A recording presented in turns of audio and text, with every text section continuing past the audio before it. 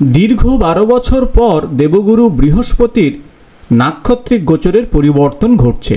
আগামী 20 আগস্ট 2024 মঙ্গলবার সন্ধ্যা 5:22 দেবগুরু বৃহস্পতি রোহিণী নক্ষত্র থেকে পরবর্তী যে নক্ষত্র তথা মৃগশিরা নক্ষত্রে প্রবেশ করবে।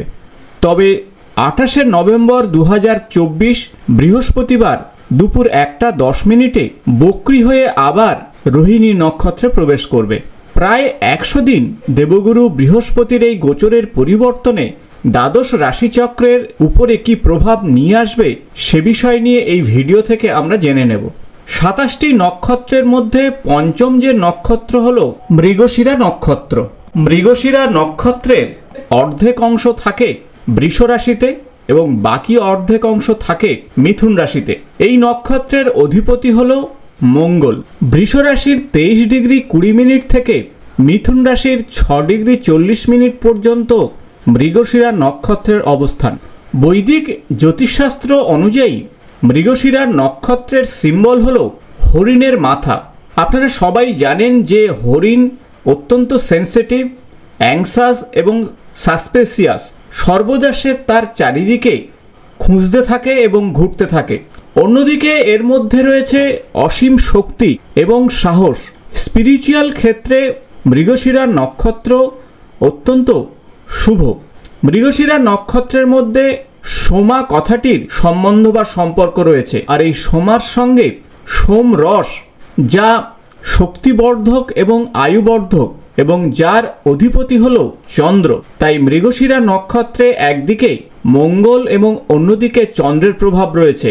আর সেই নক্ষত্রে দেবগুরু বৃহস্পতির গোচরের পরিবর্তন ঘটছে এবং যে গৃহে এই গোচরের পরিবর্তন ঘটছে তার অধিপতি হল শুক্রদেব। মৃগশিরা নক্ষত্রে জাতক জাতিকার মধ্যে প্রেম ভালোবাসায় পরিপূর্ণ। এরা অত্যন্ত সৎ হয়ে থাকে। স্পিরিচুয়াল ক্ষেত্রের সঙ্গে যুক্ত থাকলে এরা অনেক দূর পর্যন্ত এগিয়ে যায়। তাই দেবগুরু বৃহস্পতিও স্পিরিচুয়াল গ্রহ। তাই দুই স্পিরিচুয়াল ক্ষেত্রের সংমিশ্রণে আধ্যাত্মিক জগতের অত্যন্ত গুরুত্বপূর্ণ পরিবর্তন আসতে পারে আগামী 100 দিনে। এরা সাধারণত জাজমেন্টাল হয়ে থাকে, সর্বদা মানুষের ভ্যালু বোঝার চেষ্টা করে। এরা সাধারণত ওয়েল এডুকেটেড হয়। সাধারণত এই নক্ষত্রের জাতক জাতিকাদের 33 থেকে 50 বছরের মধ্যে সফলতা নিয়ে আসে। তবে যেহেতু মঙ্গলের নক্ষত্র, তাই রাগও এদের মধ্যে কিন্তু যথেষ্ট রয়েছে এবং এনার্জিতে পরিপূর্ণ থাকে এই বয়সের মধ্যে, অর্থাৎ 33 থেকে 50 বছরের মধ্যে।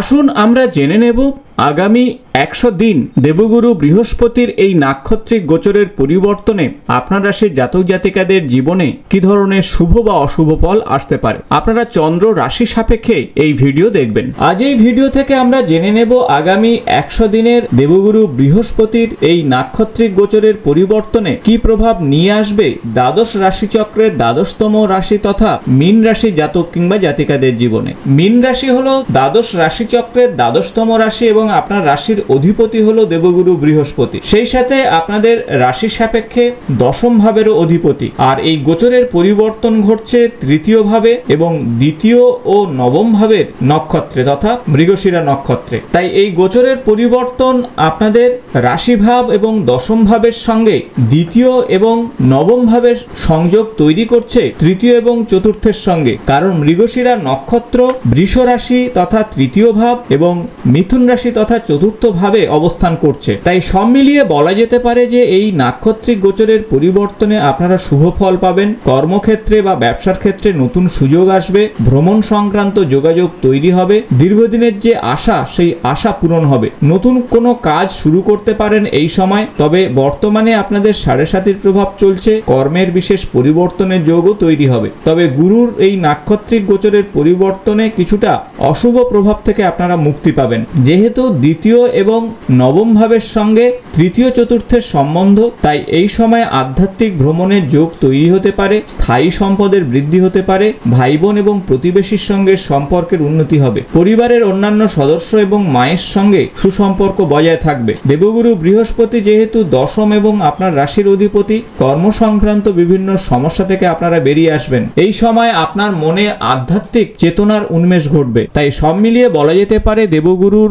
এই এই নাক্ষত্রিক গোচরের পরিবর্তন আপনার জীবনে যথেষ্ট উন্নতির যোগ নিয়ে আসবে। যাদের ক্ষেত্রে গুরুর এই গোচরের পরিবর্তনে অশুভ প্রভাব আসবে তারা অবশ্যই ছোট ছোট উপায় বা টোটকাগুলি করবেন। এখন আসুন জেনে নেওয়া যাক বেশ কিছু উপায় বা টোটকা যা এই সময় করলে আপনারা অত্যন্ত শুভ ফল পাবেন। যারা রুদ্রাক্ষ ধারণ করতে চাইছেন তারা এই সময় 18মুখী রুদ্রাক্ষের সঙ্গে 5মুখী রুদ্রাক্ষ ধারণ করতে পারেন, কারণ 18মুখী রুদ্রাক্ষ মঙ্গলের প্রতীক এবং 5মুখী রুদ্রাক্ষ দেবগুরু বৃহস্পতির প্রতীক। অথবা আপনি 3মুখী রুদ্রাক্ষের সঙ্গে 10মুখী রুদ্রাক্ষ ধারণ করতে পারেন। তাছাড়া এই সময় আপনারা মঙ্গলের যে গাছ অর্থাৎ খদির, এক টুকরো খদির গাছের কাণ্ড কাছে রাখুন, অথবা গৃহে যজ্ঞতে খদির কাঠ ব্যবহার করুন বা খদির পাতা ব্যবহার করুন, তাহলে মঙ্গল অত্যন্ত প্রসন্ন হবেন। তাছাড়া হনুমান চল্লিশা প্রত্যহ পাঠ করুন এবং দেবাদিদেব মহাদেবের কোনো শিবলিঙ্গে গিয়ে